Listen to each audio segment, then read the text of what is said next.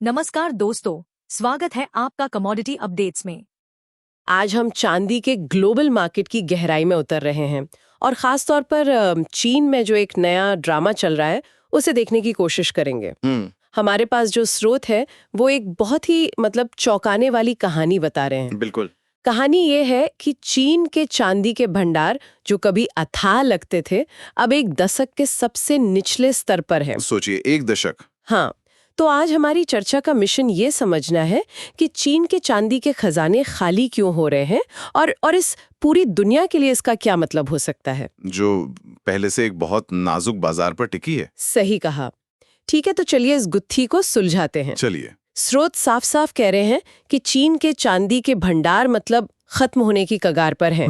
Shanghai futures exchange से जुड़े जो गोदाम हैं उनमें जो चांदी रखी है वो 2015 के बाद से सबसे कम है। 8-9 साल का निचला स्तर। और शंघाई गोल्ड एक्सचेंज में चांदी का जो लेन देन है उसका वॉल्यूम भी 9 साल में सबसे कम है। तो ये कोई मामूली गिरावट नहीं है। नहीं, ये एक तरह का अलार्म है और इस अलार्म के बजने की वजह भी उतनी दिलचस्प है। अच्छा। देखिए, ये स्थिति इसलिए बनी क्योंकि हाल ही में लंदन के चांदी बाजार में भारी कमी आ गई थी। हाँ, मैंने पढ़ा था कीमतें आसमान छू रही थी। बिल्कुल। तो उस आग को बुझाने के लिए चीन ने अपने दरवाजे खोल दिए। एक तरह से मसीहा बनकर सामने आया। आप कह सकते हैं। आंकड़े बताते हैं कि सिर्फ अक्टूबर के महीने में चीन ने 660 टन से ज्यादा चांदी लंदन भेज दी। 660 टन एक महीने में? हाँ, जो इतिहास में अब तक का सबसे ज्यादा मासिक निर्यात है। तो कुल मिलाकर बात यह है कि चीन ने लंदन के बाजार को तो बचा लिया है, लेकिन इस चक्कर में उसके अपने घर के बर्तन खाली हो गए। बिल्कुल सही, यही हुआ। सोचिए, इसका मतलब है कि चीन अब तक चांदी के बाजार का एक तरह से सेफ्टी नेट था। हाँ, एक बैकस्टॉप। जब भी दुनिया में कहीं कमी होती चीन अपने विशाल भंडार से उसे संभाल लेता था, लेकिन अब वो सेफ्टी नेट हट चुका है। और ये सिर्फ एक आंकड़ा नहीं है, ये ग्लोबल चांदी बाजार की पूरी सुरक्षा प्रणाली में एक बुनियादी बदलाव है। तो अगला संकट आने पर संभालने वाला कोई नहीं होगा। बहुत मुश्किल होगी। और इसका असर चीन के अपने घरेलू बाजार में तो साफ दिखने भी लगा है। कैसे? वहाँ एक बड़ा दिलचस्प शब्द सामने आ रहा है, बैकवर्डेशन। बैकवर्डेशन सुनने में भारी भरकम लगता है, ये क्या चीज है? देखिए, सुनने में ये टेक्निकल लग सकता है, लेकिन ये बाजार की बेचैनी का एक सीधा संकेत है। अच्छा। कल्पना कीजिए कि आपको आज एक चीज की सख्त जरूरत है और आप उसके लिए ज्यादा कीमत देने को तैयार हैं, बजाय इसके कि आप एक महीने बाद कम कीमत पर उसे खरीदें। ठीक है, समझ में आया। बाजार भी ठीक ही कह है। वो कह रहा है कि हमें चांदी अभी चाहिए, चाहे जो भी कीमत हो। ये आपूर्ति में एक वास्तविक तनाव का अलार्म है। ओहो, तो बाजार असल में चीख रहा है कि उसे अभी इसी वक्त फिजिकल सिल्वर चाहिए। बिल्कुल। ये तो हैरान करने वाला है कि चीन के अपने भंडार इतनी तेजी से खाली हो रहे हैं। तो सवाल ये है कि ये चांदी जा कहाँ रही है? क्या ये सिर्फ औद्योगिक खपत है या पर्दे के पीछे कुछ और भी चल रहा है? ये एक बेहतरीन सवाल है और इसका जवाब दो हिस्सों में है। पहला हिस्सा तो वही है जो हम सब जानते हैं, चीन की विशाल औद्योगिक मशीन, सोलर पैनल्स। बिल्कुल, खासतौर पर फोटोवोल्टिक कंपोनेंट्स यानी सोलर पैनल बनाने का उद्योग। चीन दुनिया में सोलर पैनल का सबसे बड़ा उत्पादक है और हर पैनल में चांदी का इस्तेमाल होता है। और स्रोत बताते हैं कि साल की चौथी तिमाही अक्टूबर से दिसंबर। हाँ, वो सोलर इंस्टॉलेशन के लिए पीक सीजन होता है। तो उस तरफ से मांग लगातार बनी हुई है, वो कम नहीं हो सकती। सही बात है। ये तो चीन की हरित ऊर्जा क्रांति का एक फाउंडेशनल पिलर है। वे इस उद्योग को धीमा कर ही नहीं सकते, तो उन्हें चांदी चाहिए ही चाहिए। हाँ, लेकिन कहानी का सबसे दिलचस्प मोड़ तो कहीं और से आया है ना? बिल्कुल, और यहीं पर कहानी सबसे ज्यादा रोचक हो जाती है। मैंने इस स्रोत में पढ़ा कि इसका एक सिरा सरकार की टैक्स नीति से जोड़ा है, जो सुनने में थोड़ा अजीब लगता है। हाँ, ये काफी मजेदार है। चीन की सरकार ने हाल ही में कुछ नियमों में बदलाव किया। किस तरह का बदलाव? उन्होंने एक्सचेंज के बाहर बेचे जाने वाले सोने पर जो टैक्स छूट मिलती थी उसे खत्म कर दिया। अच्छा, मकसद तो सोने के बाजार को नियंत्रित करना रहा होगा। हाँ, मकसद वही था, लेकिन इसका एक अनअपेक्षित परिणाम हुआ जिसका सीधा असर चांदी पर दिखने लगा। अच्छा, अब आते हैं उस हिस्से पर जिसने मुझे सबसे ज्यादा चौंकाया। बताइए। ये किसी थ्रिलर फिल्म की तरह है कि सरकार ने सोने पर एक छोटा सा नियम बदला और उसका असर सीधे चांदी के बाजार में भूचाल ले आया। हाँ, ये दिखाता है कि बाजार कितने ज्यादा जुड़े हुए हैं। कमाल है। स्रोत में शेंजन के शुइबे बाजार का खास तौर पर जिक्र है, जो एशिया का सबसे बड़ा आभूषण केंद्र है। जी। तो जब वहां के हजारों व्यापारियों को लगा कि सोने में अब पहले जैसा मुनाफा या आसानी नहीं रही, तो उन्होंने क्या किया?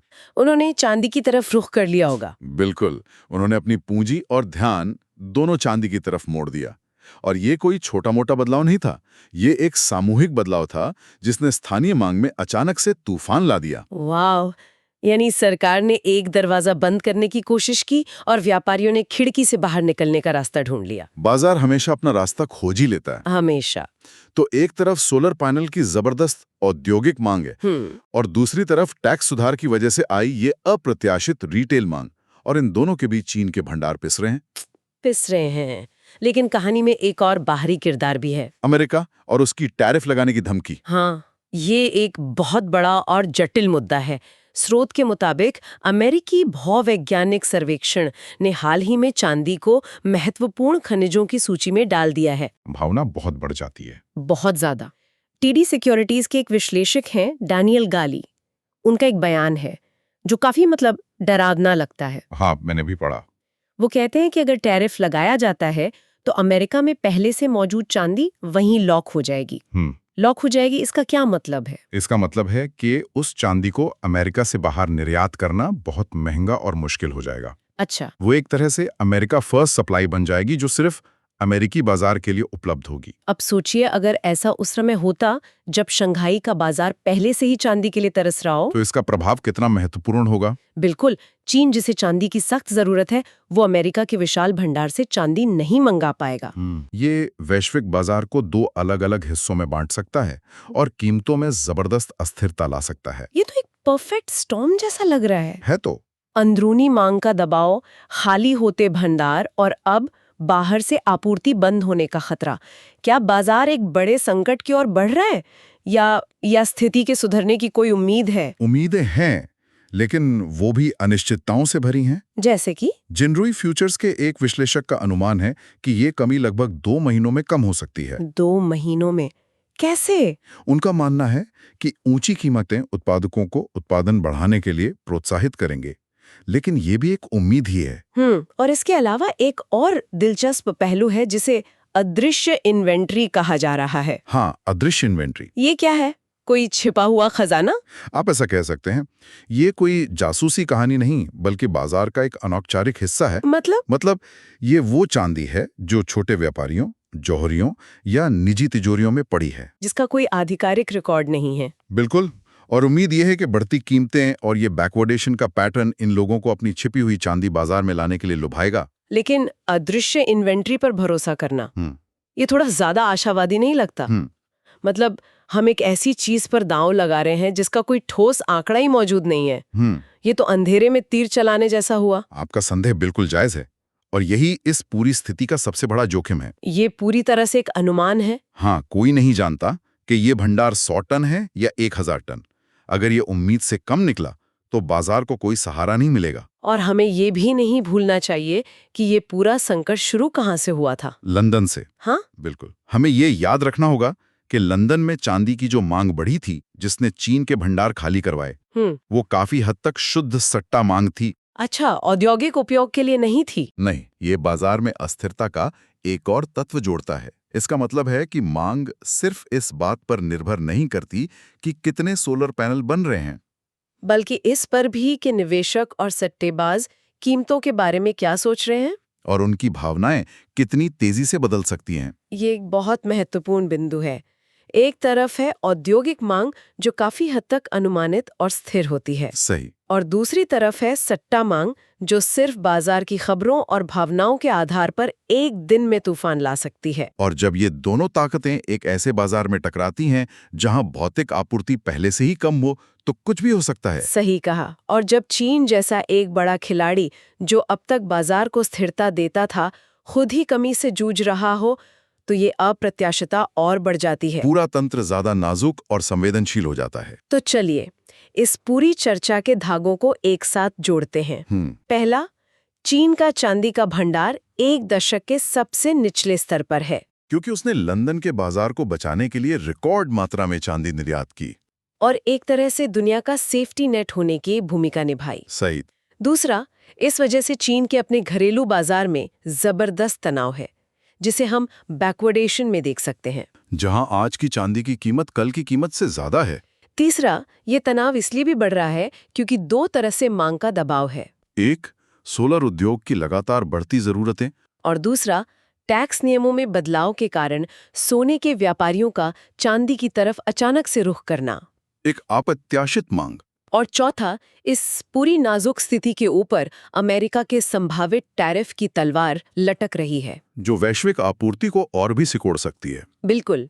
और अंत में एक विचार करने वाला सवाल छोड़ जाते हैं। हाँ, स्रोत में उल्लेख है कि एक्सचेंज ट्रेडेड फंड यानी ETFs में बहुत सारी चांदी है, हाँ, जिसे उधार नहीं दिया जा सकता, और कीमतों में उतार चढ़ाव के बावजूद उसमें से कोई बड़ी निकासी नहीं हुई है। तो ये सोचने पर मजबूर करता है कि एक ऐसे बाजार में जो वास्तविक औद्योगिक जरूरत और शक्तिशाली वित्तीय अटकलों दोनों से चलता है, तब क्या होता है जब एक बड़े देश में भौतिक आपूर्ति इतनी कम हो जाती है? ये एक बड़ा सवाल है। इसका असर सबसे पहले किसे महसूस होगा? सोलर पैनल बनाने के लिए चांदी की जरूरत वाली फैक्ट्री को, या लंदन में बैठकर सिर्फ कीमतों पर दाम लगा रहे किसी सट्टेबाज को? औद्योगिक जरूरत बनाम वित्तीय अटकलें। बिल्कुल, ये सवाल आने वाले महीनों में चांदी के बाजार की दिशा तय करेगा। एक जरूरी बात, ये चैनल सिर्फ एजुकेशनल और इन्फॉर्मेशनल पर्पस के लिए है। बने रहिए हमारे साथ हर बड़ी कमोडिटी खबर के लिए, सिर्फ कमोडिटी अपडेट्स पर। चैनल को सब्सक्राइब जरूर कीजिए और बेल आइकन दबाएं ताकि आप कोई भी इम्पोर्टेंट अपडेट मिस ना करें। धन्यवाद।